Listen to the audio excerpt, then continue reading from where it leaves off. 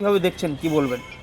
যোগীর রাজ্য তো অত্যাচারের রাজ্য বলে আমরা জানি, এবং পরিযায়ী শ্রমিকদেরকে বিজেপি শাসিত রাজ্যগুলিতে যেভাবে অত্যাচার করা হচ্ছে, পরিযায়ী শ্রমিক বিশেষত বাঙালি শুনলে, বাংলা ভাষায় কথা বলা শুনলে তাদের উপরে যেভাবে অত্যাচার করা হচ্ছে, আমরা বাংলার মানুষ হিসাবে তীব্রভাবে ধিক্কার জানাই এই জিনিসকে। যেহেতু বিজেপি বাংলাকে কোনোভাবেই জয় করতে পারছে না, তাই তারা বাঙালি মানুষদের উপরে এইভাবে নিজেদের রাগ প্রতিশোধ নিচ্ছে।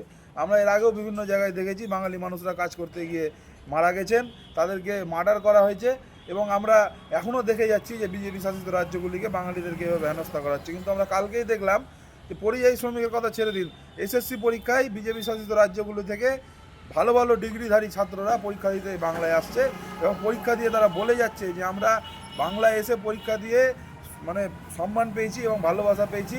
কিন্তু উত্তরপ্রদেশ বা বিহারে পরীক্ষা বন্ধ, দীর্ঘদিন ধরে পরীক্ষা হয় না, কিছু হয় না, তাই তারা এখানে এসছে, তারা নিজের মুখে এই কথা বলে গেছে। এবং বাংলা যে এগিয়ে আছে চাকরির ক্ষেত্রে বলুন, কাজের ক্ষেত্রে বলুন, আমরা এটার ছবি কালকেই দেখতে পেয়েছি।